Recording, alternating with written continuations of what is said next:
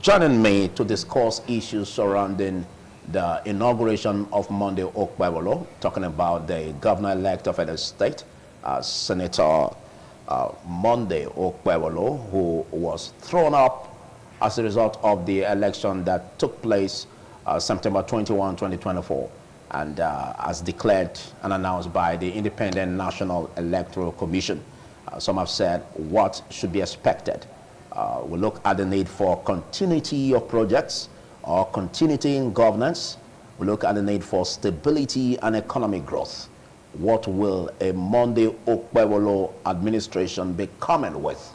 Even though we know that some have said that they are not tired yet of contesting this in the law courts and have decided to challenge the result or the announcement as declared by INEC in the law court. We'll wait for that, but as we have it, the governor-elect and the person of Senator Monday Okpebholo will be sworn in November 12th, just a couple of days' time, as you know, in Edo State. And the outgoing governor, Governor Obaseki, is gradually getting ready to make sure that the ceremony comes to light. Looking at this, I have an array of personalities, articulate personalities to discuss this with me.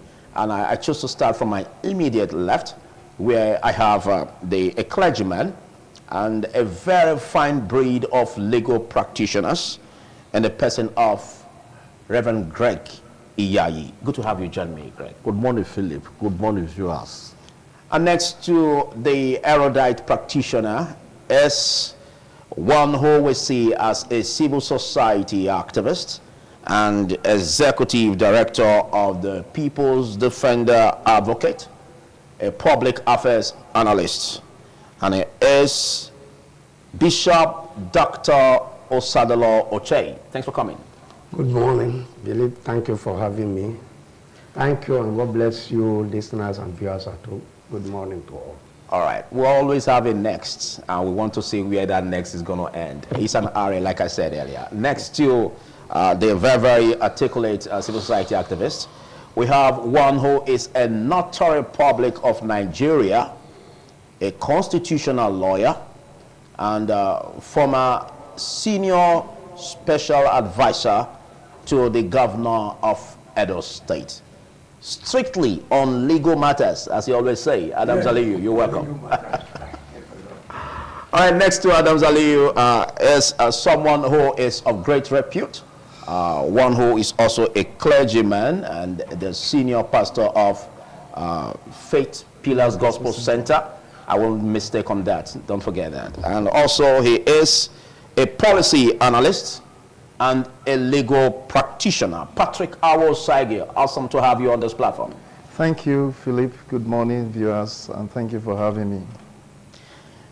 Of course, this is to serve your appetite, and we set the ball rolling. We just got a few days left for Governor Obaseki's administration to wind up completely, like they say, Ogbane. So let's look at the legacies. We know basically there are legacies that Nigerians, or the people of Edo State in particular, expect Monday Okpebholo to throw up in governance. As we look at the area of continuity in programs and projects, accountability in governance, and looking at economic growth. So what do you see as what Monday Okpebholo should be getting ready for that will make the people see him, on board as meeting to the yearnings and demands of the people as regards continuity of the legacies of the outgoing governor? First of all, it should start with appointing good people, very credible people for the various positions, because whatever agenda you have, your team is going to join you to drive it. And if you have a wrong team, then you are going to have a wrong game, and you are going to have a wrong result at the end of the day. And like you have rightly mentioned, the issue of continuity. There has always been this idea of an incoming government disparaging the outgoing government and then abandoning very good programs and projects. I believe that the states is in continuity. The people are always there. Governments come and go. Administrators come and go. And if there is anything that is of interest, very good interest to the people of the states, there is no problem about an incoming government continuing with that program or continuing with that project. Because after all, when you canvassed for votes, it was to be able to do maximum good to the maximum number of people in the states. And I quickly want to mention that the issue of spending very precious time on retribution, a needless investigation, nose poking into things that really do not matter, and then blaming the previous administration is what I met on the ground. That's why I've not been able to proceed or perform. I believe that should not be. Donald Trump, as much as he has been persecuted, when he won, they asked him, is there going to be retribution? He said, no, I'm going to drive success, and success will be my retribution. I would like that kind of spirit to guide the incoming governor. Thank you, Greg. Thank you. Well, let's get your thoughts on this, Ocheyo Sadala, because we look at the need as civil society activists. We look at the need to see how we can get accountability in governance, transparency. What are your thoughts or urges for the incoming administration in order to, deliver trust of the people and legitimacy in governance for Monday Okpebholo? Thank you very much. Like my brother have said, it's not just only don't waste your precious time to investigate. If there is room, if there is discovery of any mismanagement, as an incoming governor, you are very free to ask questions. Very, very free. And somebody need to explain to you. The only thing I will not want him to do, he should not be which watch anybody.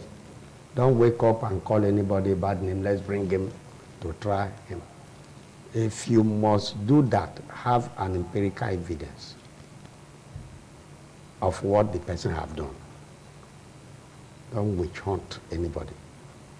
And on the issue of project, any project that the former governor have embarked upon that is good to the people of the state, please finish it.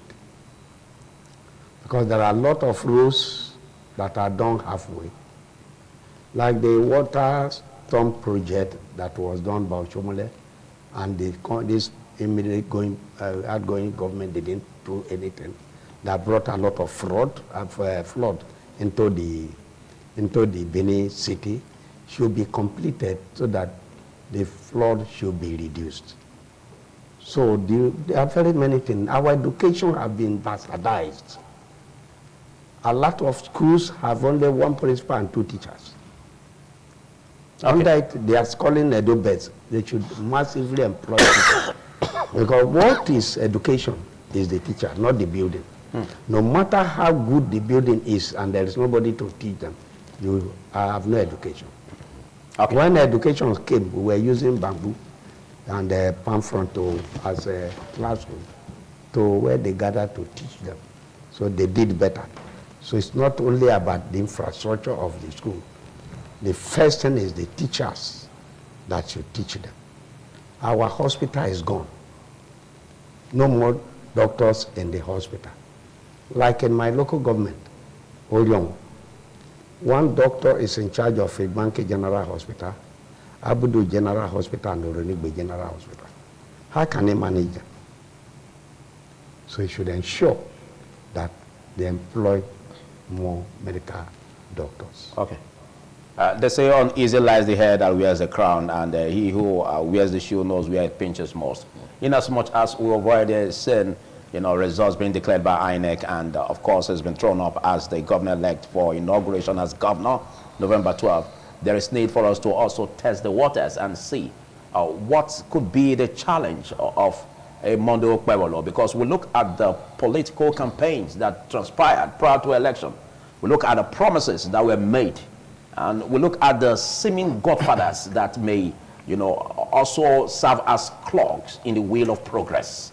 Adam Zali, what are your thoughts as regards how to make sure that Monday Okpebholo, as governor, is able to act without all of these distractions and conflicts? Because they seem to be around him that could also make him not to, start hitting the ground strong. Well, my agenda for the governor-elect, they are simply simple. He came under a political party. During the system of government we are practicing, there is no room for independent candidates. You must belong to a political party. That party will field you as a candidate.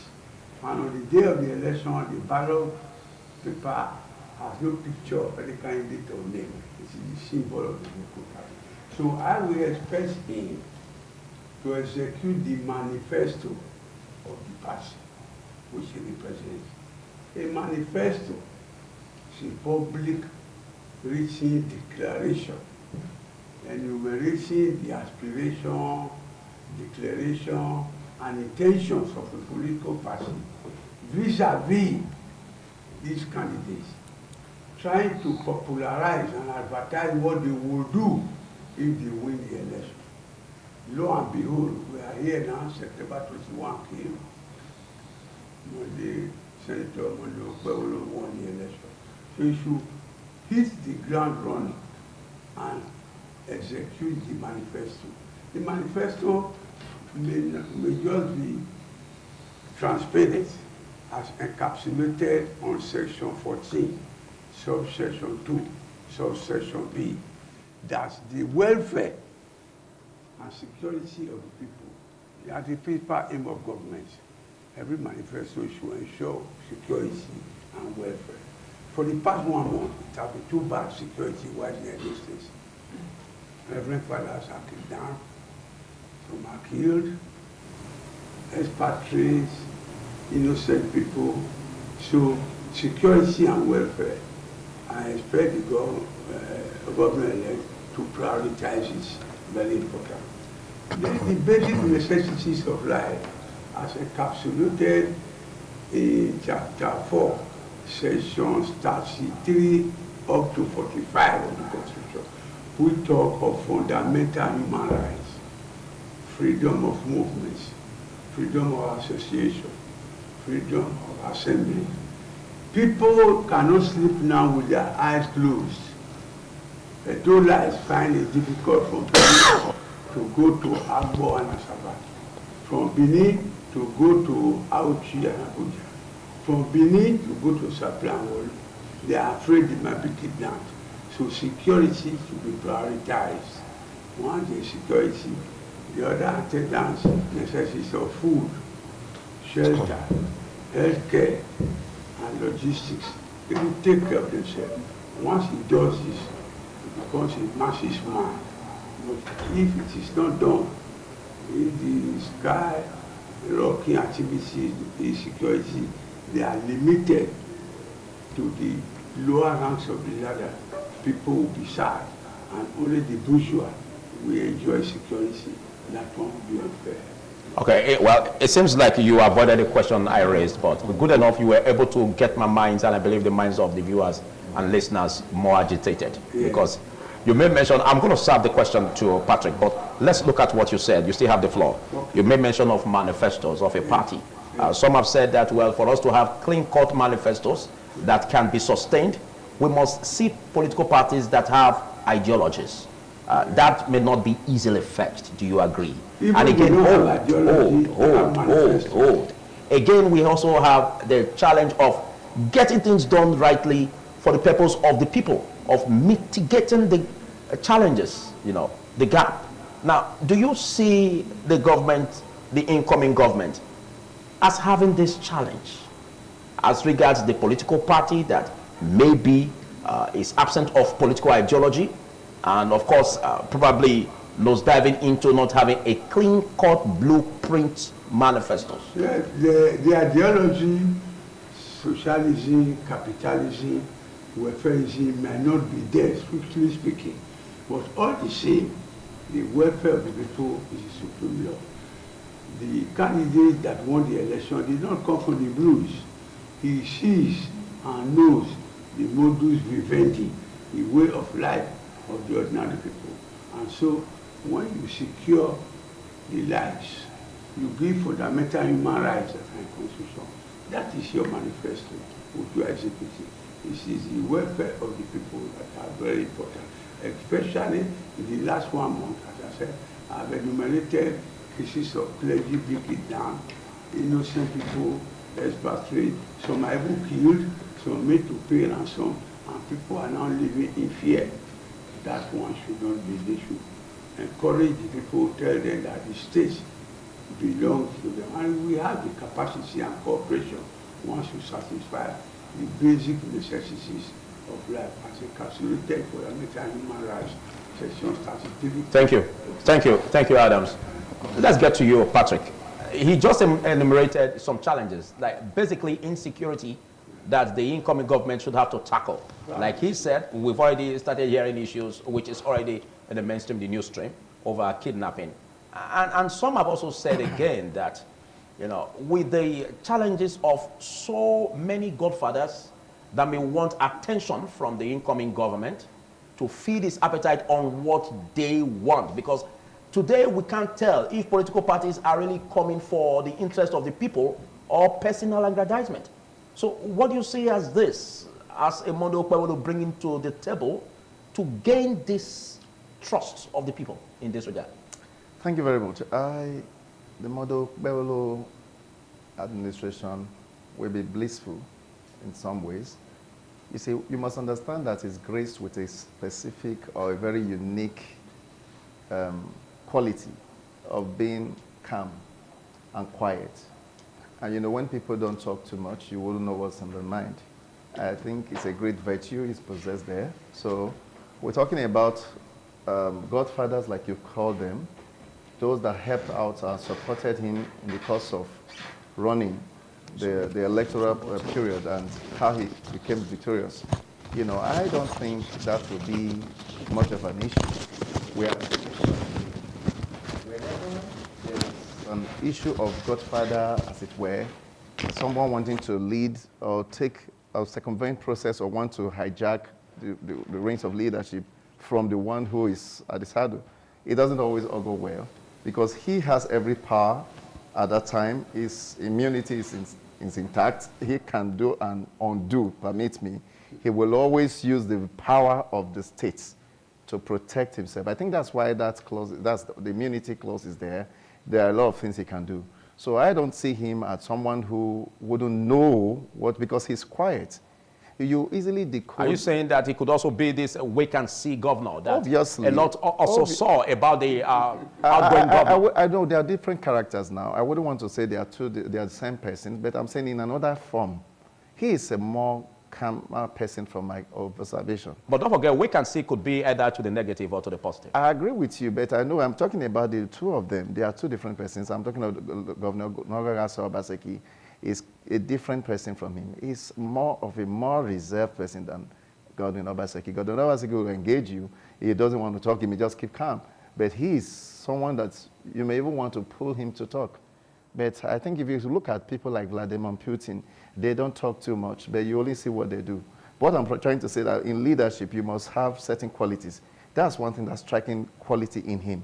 That people will say all sorts and he's just looking at you.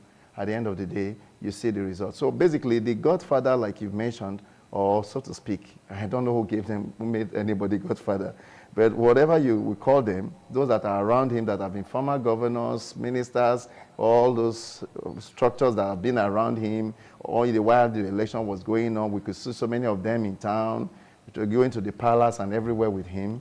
I think that is just about a party thing. But if it goes beyond that, on personal arrangement, maybe I'm going to get this to you. If you're my friend, definitely I will assist you one way or the other.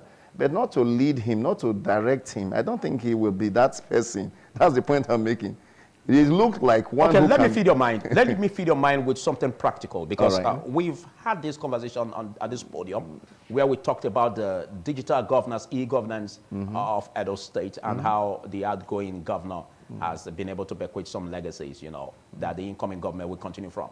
Now, while we are waiting for the inauguration, it's been said, as rumors have it, that some persons or elements have taken over some parks in terms of collecting revenue for the incoming government, when the outgoing government has not even ended its tenure yet. Now, what does that tell you? Does it tell you as something that could be waiting to be tackled for a Monday Okpebholo administration? The governor have not shown up. Let him show up, then he will announce to the people who takes parks. So those going there to share parks to themselves, I believe that's an effort in futility. Because at the time the governor shows up, he's going to come and tell you how. I mean, people could be overzealous, and because of party loyalty and all of those things, want to make it look like we're shaming the outgoing governor. Oh, come on, that's too petty, and I don't think no government work that way. So the moment you go to a particular park and say, okay, this is my own, and we are dragging over who gets what, that's a waste of time. Because the governor is going to show up. As soon as he takes his oath of office, he's not going to tell the people what he will be doing. Yeah. So he actually didn't send them. Okay, thank you. I'll come back to you. I know you have thoughts to share, Oche, and also Adams, but let's get your thoughts on this, because I was of this belief and perception that if something is coming from a direction and we have an administration that is incoming that will want to tackle it, there should be a way to, bring decorum to the boys under him or the people that have helped him or, in galvanizing his position to becoming the, governor-elect. Now, we're not saying that. So what do you see that portends? Well, I think one of the biggest challenges he's going to face is just what you've mentioned. And he has to be very tactical, has to be very strategic, he has to be very careful, and he also has to be very firm about it. Because for us to say that he's not going to face some distractions from within his party, as per some people who will say are invested to harvest. And if the investment, now you are the governor, then it's time for me to have it. If we ignore that, we'll be very naive. Because there are people, we're in town, we're in the streets, we have even seen, anglings, maneuverings over slots for appointment and so on. I think the party, the APC, and the governor-elect, we have to handle this issue very carefully, because we cannot afford the kind of crisis we are seeing in Rivers States. What is it all about? I helped you to get there. And we have to have a share of the resources. And there is some fundamental disagreement. I do not believe that if people help you to get to a place, that you should not share the spoils of office with them, but not at the expense of the common patrimony of the people. And you were made a governor to serve. And one last thing I want to say is this. Monday Okpebholo should know that he is the one at the end of the day that is going to be held responsible. People are not going to hear the names of godfathers. They're not going to hear the names of, arch-thugs. They're not going to hear the names of other people. Whatever, whether the government succeeds, whether the government fails, he is the one that will be constitutionally, legally, and then also in the eyes of the people held responsible. So he should be firm, he should be tolerant, and he should combine English tolerance with Roman firmness and govern. He is the governor. Okay, thank you. Well, let's get your thoughts, Oche, because we were a little bit rattled when we spoke about some having a charge of some parks, even when the outgoing government is yet to leave power. I always say that the politicians love lies.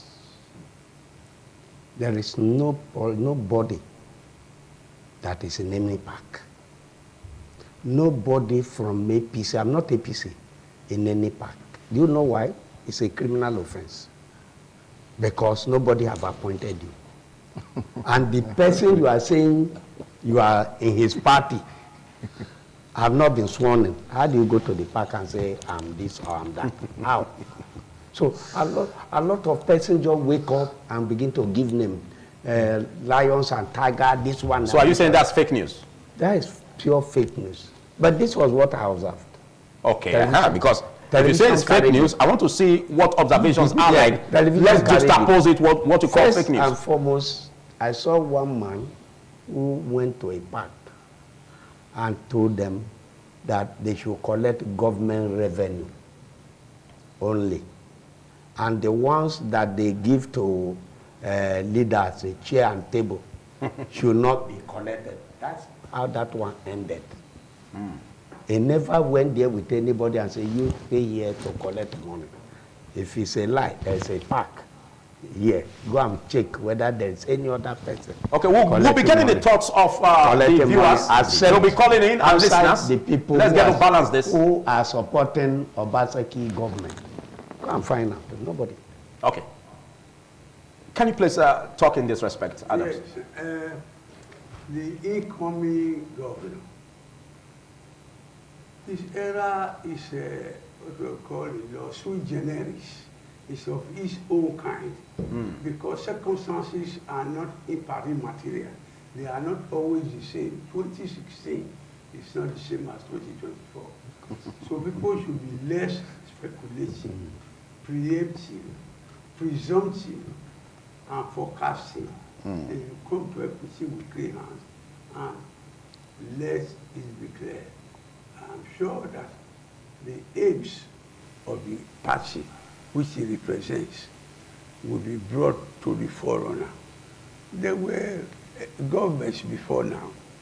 They were not they were not socialist or welfarist or Republican or conservative. But what they did spoke for themselves. People can point at tangible infrastructural development. They could count their blessings and name them one by one. So when he's to hit the floor running about 2 days from now, he should know that all eyes are watching. Because in parliamentary democracy, there is opposition. The duty of the opposition is to oppose and criticize. So Okpebholo government should not be dissuaded or discouraged by the modus operandi of the opposition. Who are the opposition? Parties that contested the election and did not win. They may be part of the legislature because they have some seats in the houses of assembly legislature, but they are not part of the government. So they are to vilify, try to crucify, criticize, and oppose. Those are expected of democracy. But we only believe that majority will always rule. So it should be focused and not mind the opposition, because the opposition will be there to criticize. And not only that, the people that worked for the party, they should not be forgotten. People use the word Godfather. The Constitution... You said the people that work for the party should not be forgotten. Yes. And they should be remembered. They should be remembered. Because and rewarded. Rewarded. Because when you want to contest, you don't go to INEC to say, I'm on Okpebholo, I want to contest this election. The Constitution says you must belong to a party. Your name must be forwarded by the party, forwarded by the chairman, secretary of the party. They will sign your name to them. So those. Okay, in as much as you seem to be representing those who work for the party, those people. I can tell you, in as much as you seem to be representing those who work for the party, like from what you just said, because we should also be looking at the people, because the people's issue is here, and when it comes to governance, it's all about the people. Yeah. And so, at what point can you say the people should be rewarded? Should it be at the expense of the common patrimony of the people? It's not at the expense, but before you came to join the party, you met a secretariat. There were messengers, typists, chairman, secretary. Those are the party members. Okay, in what way would you want? In what way would you want the incoming government to reward such cronies? One, they should be encouraged to continue to do their work, because the governor is not the party. That is the mistake always people make.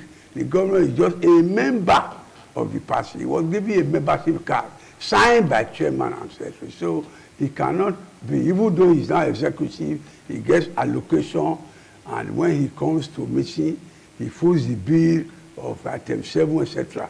The governor is not the party. If INEC want to organize a by-election in the state, they don't write to the governor, they write to the party. All right. The conversation is getting more interesting, and it's expected that you call us, viewers on independent television, and of course listeners on independent radio. We'll be having some numbers writing on the screen, and while we wait for that, please articulate your points, articulate your views in this regard. Let's get to you, Patrick.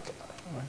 A lot has been said about rewarding cronies. Yes. And again, we also have the challenge where when a government or administration comes into power, the people seem not to, be in charge of making sure that such administration is held accountable, making sure that such administration is transparent enough, readable and understandable by the people in terms of their programs, their policy, and even monitoring of the projects in order to see how developments are keying in the administration. What do you see as ways in which the people can see this through and make sure that there's accountability and transparency in governance? Now, talking about the people and chronics of those who emerge as leader or governor, as the case may be, yeah. I, for one, don't disagree with our land council here that he should reward them. Reward, it's not bribing them. It's also making them feel important. Victory is celebrated by those that are victorious. Of course. And you should have your folks around you. That's why I didn't want to distance myself from the assertion of some folks dragging the pack. It's a way of showing we have victory. Now, this pack now belongs to us. That attitude is for those that are not very enlightened. The way they could take things to this. We'll distance ourselves from them. We'll still love them. We'll still pat them at the back. We are together in this. But so in such a case, how do you want him to reward such I'm coming. I want you to, because you just reported that, yes. I want you to throw your conversation. Now, in situations like that, they have to be checked and see if they are competent enough, because there's already a structure on ground. Monies are not being put in the back pocket anymore. Hold on. Money is not going to put in the back pocket. If we're going to place you on some salary or some commission, don't hesitate in doing There's that. There's already an e-governance that tackles that. I agree. I'm saying, now that's government. And that's exactly what we would want to continue as a legacy. Hold on. You don't he said we. You don't know the others. So he is the government. No, I'm talking about the people of Edo State, of which I'm also. Hold on. I have this people. You want to have this interview with yourself? Let me talk. I'm trying to say something. Now, in a situation like that, Governor Obaseki paid staffs. There are people working around that environment. Am I correct? Now, you can factor in these people and give them some commissions and stipends. Not so much. I'm not saying you should turn out the treasury or turn out the allocations or the IGRO to them so that they will put it in their pocket. That's not what I'm saying. I'm saying don't ignore them and make them see. Many a times, a lot of people don't understand what's going on in government. They don't know. They feel there's so much money piled up somewhere and the government is just being wicked. So I think another thing you should do, you should enlighten them. Seek their counsel, even if you're not going to do with what they're saying. Just make them feel important. Give them relevance. Give them relevance. That's the point I'm making. So the way I'm communicating with you, you could understand. A lot of persons may not understand me. So you have to condescend to their level. You have to come down, bring them, make them happy, and then look at what we want to do. Without unnecessarily putting the patrimony of the people. Of course, nobody is asking for that. Nobody's about the attitude at which you do it is another way that could stir up strife. Okay. That's what I'm saying. Don't make them look like you are an illiterate or you didn't go through the 4 walls of the university. We are so cerebral, we are so schooled. That's not what we should be doing. We should accommodate everybody. We should bring everybody together. As well as a party. That's why I subscribe to what he said. There's a secretariat. Don't say, no, I'm governor, I don't care about who is chairman, I don't care about who is this. You should attend to them. And even at times, jokingly go to a meeting. I know Adam Soshomale in time did similar things like that, trying to make them feel wonderful. Now, again, let us know that this is business. Henry Ford, I remember years ago in his country, when his car factory in America got burnt, and then he saw its flame. His house was close to the factory, and he called his 2 sons. oh, look at this. He said the factory is in flames. Go call your mom. She may never have the opportunity of seeing beautiful flames like this in the sky anymore. And she came. And then she said, oh, what beautiful flames we are seeing. This factory. Sight. And then when he got back to work, he called his men. He said, clear up the rubble and let's get down to business. Wow. We're going to work now. So that's basically what it is. After we joke and play, we should be able to sit down and get our people together that we need to get the state running. You know, it's the way you inspire them that they are going to work. Set them on specific targets that we need to achieve this. This road is not good. This is what we should do. You know, break it down. That is not as if they could be around the white folks that you use as your engineer. They could be around, they still wear their helmet, feel that I'm working for government. And at the end, the idea of commenting on just pushing them aside that they are nobody, they are useless, and that's what we don't want. Okay. That's what we stir up trouble, and that's basically how it has always been. The enlightened one, the one that went to school like you now, they will now be speaking English around their head. They won't speak and all those kind of stuff. You know, you say pardon and say, how are you? But why can't you just greet him in the way he could understand and feel factored in? I think that is basically another aspect we should look into. It's not just saying we are getting it right, we don't give them the money. That's not what I'm saying. Don't give them the money, but don't discard them. Don't treat them like trash. Okay. They are useful and they are very dignified people too. I think that's how Thank you, Dr. Patrick. In case you're just watching, it's Politics Today, and my name is Philip Omo-Gyukpong, and we expect the number to be ready on the screen, please, so that we can get it articulated for our listeners on independent radio to join. It's a robust conversation, and we are expanding it to make sure that we're able to capture everybody in this process. Adam Saliu made mention of the stormwater project. My mind has been agitated about this. Now, even when the predecessor of Godwin Nogasa Obaseki, was on board, in terms of, in the person of Senator Adams Oshiomhole. He did a lot as regards the stormwater project. And so we're expecting that there should be continuity in that process, but we didn't see that coming. Now, we believe that the incoming government will look in that direction, or I believe, I don't know about you. What are your thoughts in this? Yes, I believe there should be continuity, but let me... As regards the stormwater project? Yes, but let me avert our mind to one direction. Supposing a contract is given and almost all the money has been paid out and the work was half completed, and I am now to find money to fund that same contract, it presents a very, very difficult position for a government. And that is why I believe that sometimes... When you said this, are you talking as regards the stormwater project? I want you to bear your mind. It could be. It's possible. Okay, but do you see it as a project that could... Yes, if it's going to benefit, like I said earlier, okay, if it's going to benefit the people of Edo State, somehow, let the succeeding government look for some money, get some money somewhere, and then do what? Fund that very project. It is very, very important. As long as it's going to serve the needs of the people, benefit the people, I think they should find a way of doing it. And then let me just quickly make reference to what my learned and very revered senior said. Opposition is part of democracy. Even if they're in the legislature, what is government? Government is executive, legislature, judiciary. If they're in the legislature, though they are not in the executive, they are part and parcel of the government. Even if they're in opposition, they are part and parcel of the democratic process. So I wouldn't like anybody to encourage the incoming governor to ignore the voices of the opposition. The members of the opposition, they are citizens of the state, and they are not all out to win. I think this was the mistake of the Democrats, in this last election. They looked at everything from as rantings of people are disgruntled and all that. But by the time the Americans spoke,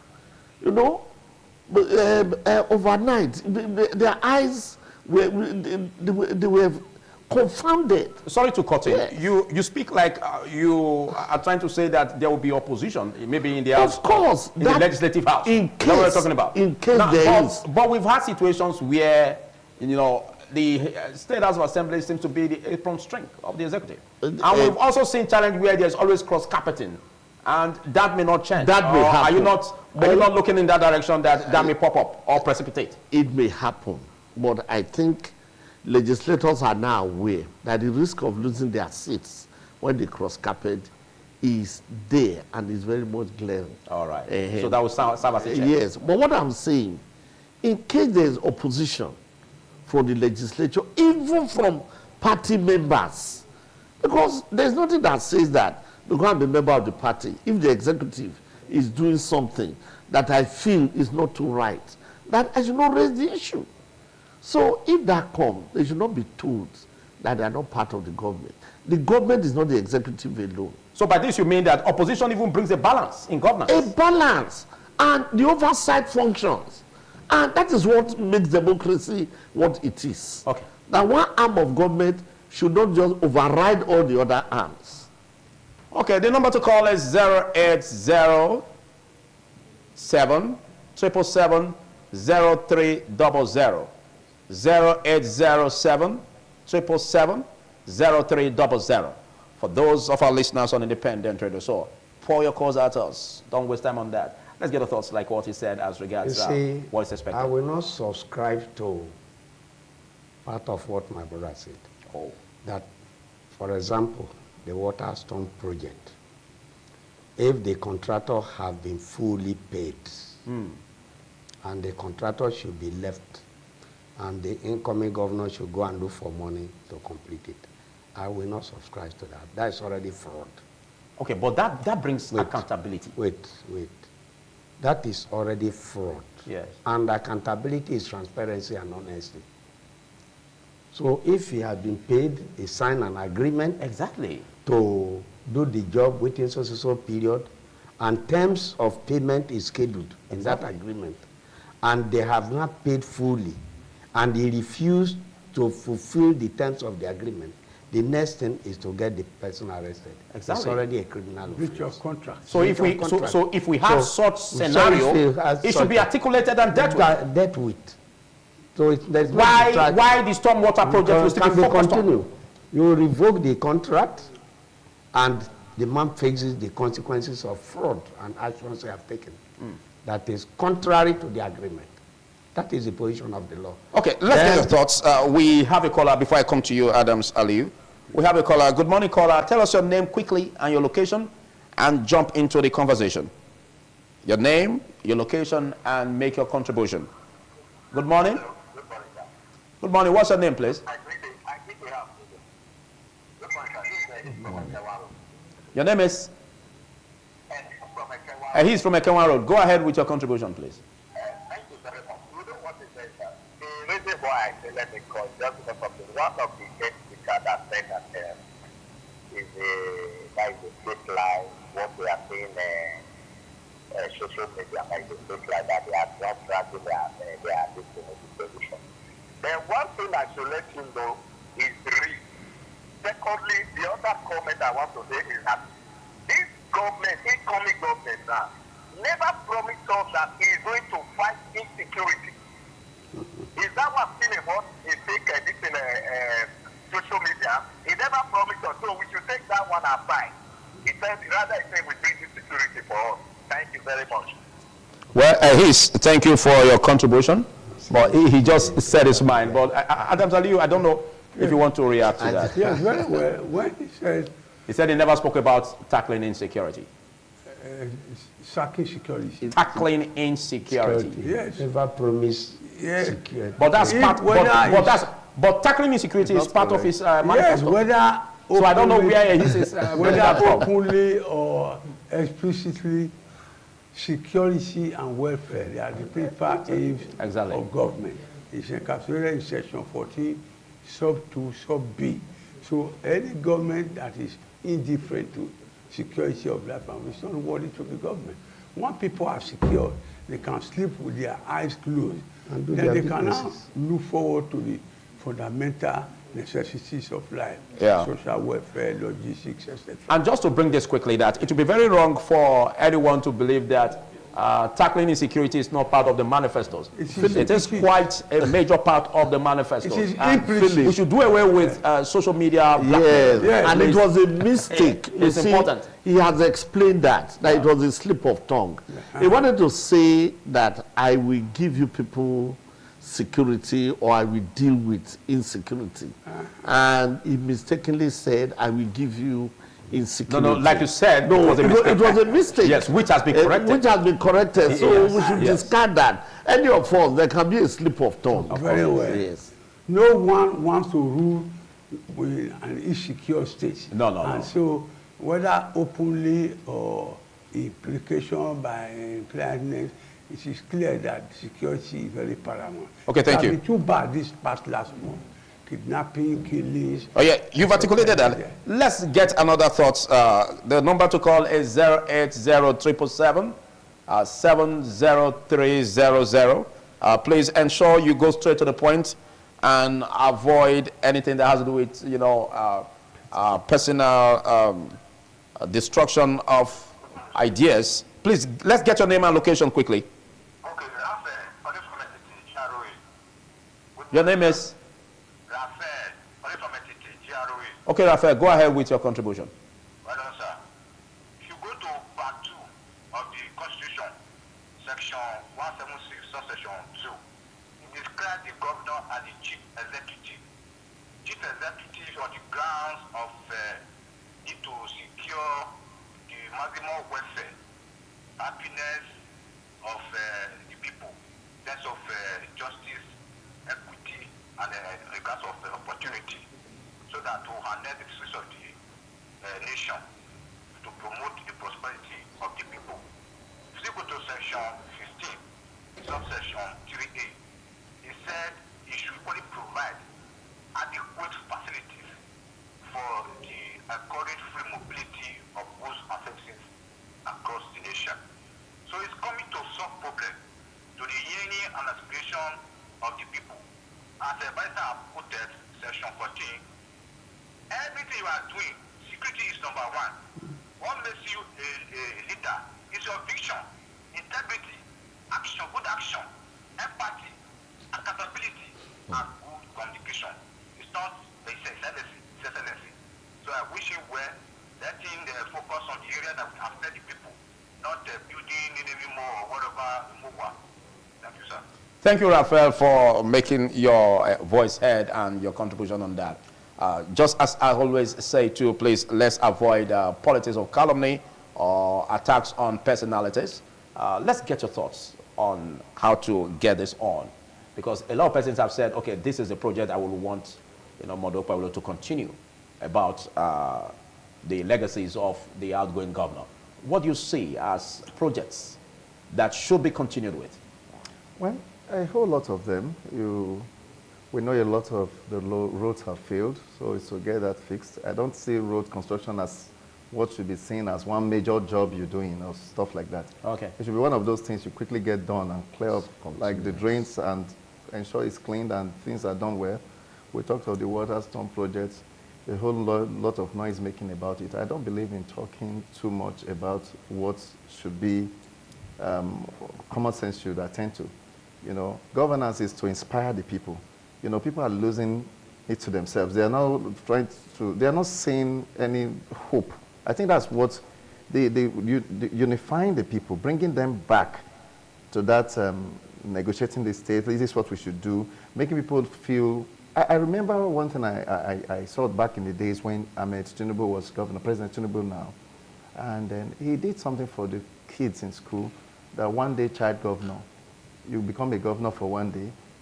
On occasion, if you do so well in school or some, circumstances that brought the person in, and you could see every child wants to be the boy that became governor. He cruised in the governor's car, and everybody now see themselves, as part of government. I think that's what the government. Not that now we win, like he has rightly established too. Or we not win. You people didn't win. Where are the winners? The winners take it all. The losers stand small. That kind of philosophy should be discontinued. We shouldn't accommodate such. We should bring everybody together. Let it be that it's a state that we all own.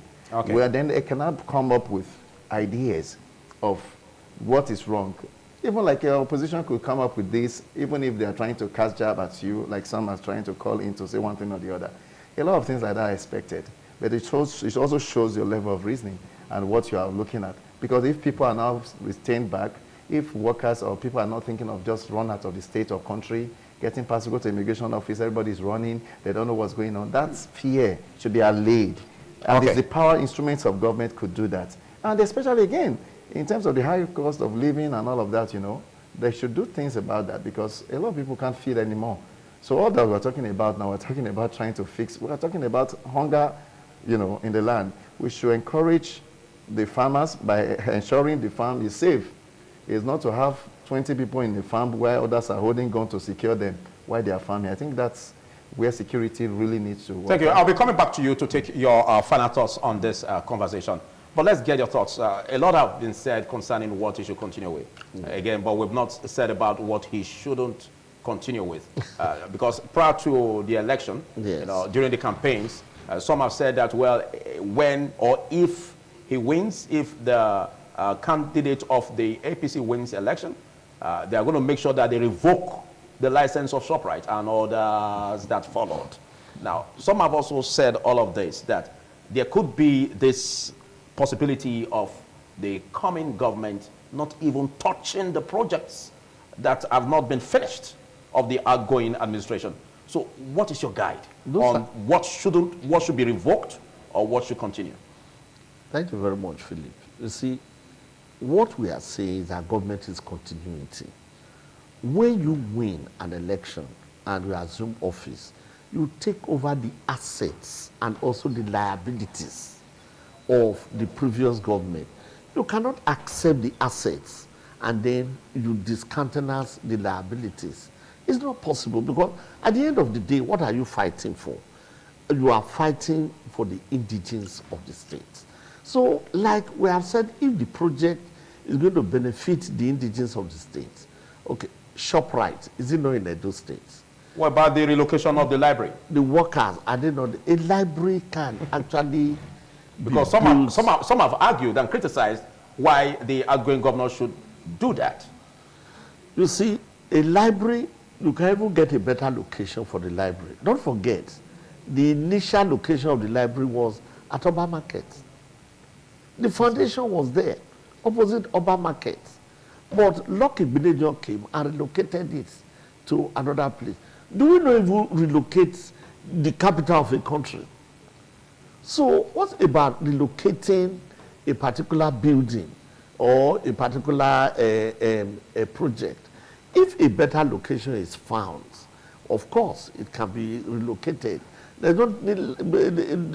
shouldn't be too sentimental about a particular location. Is there a library? That's what we should be concerned about. That's correct. If there's a library, okay. If it's relocated from one place to the other, there's nothing bad in that because Lucky Binejo found out that a library should not be in the environment of a market. All right. Let's get your thoughts, your final thoughts on this. As we quickly take this call, I'll come back to you. Let's quickly take this call. Good morning, caller. Tell us your name and location and make your contribution. David from Benin City. Go ahead quickly. Yeah, you know one thing about this present administration is when we are crying, like the people are crying that they need food, but instead of the government to give them food, the government is giving them water instead of food. We don't need ShopRite. We don't need all those things. All those things are here before. We need something different. Right? We don't have one flour by penny. We don't have it.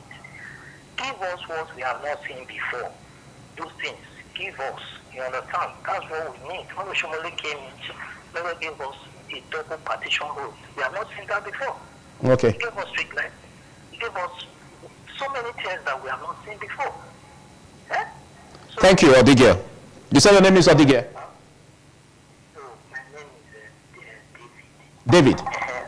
Thank you, David. I never believe the incoming governor made that mistake. I believe it was an edited video. just to deceive the people. Thank you. David said that he never believed that the incoming governor made that statement as regards insecurity that was raised. Well, let's get your final thoughts in 30 seconds. You see, the issue of relocation, acquiring properties, and destruction of buildings, the incoming governor should look into it. Like in Okoroma, that community have been there for over 100 and something years. How can you wake up now and say it become government land in 2017 and you issue certificate? Okay. Right? In Olyomo, you have acquired almost half of Olyomo and given to some cronies. And these persons are not from the local government. Okay, so are you saying that the incoming government should tackle that? Yes, it should tackle something. Revoke it quickly. All right, thank you. Because the people need land to make Thank farm. you. Thank you. Let's get the contributions in 30 seconds. Adams. From my view, incoming government is not a punitive one or a vindictive one to crucify whatever was done on ground.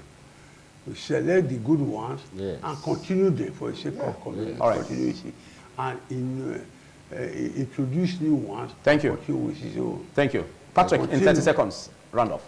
Well, governance is continuous. Know that one day you yourself will leave.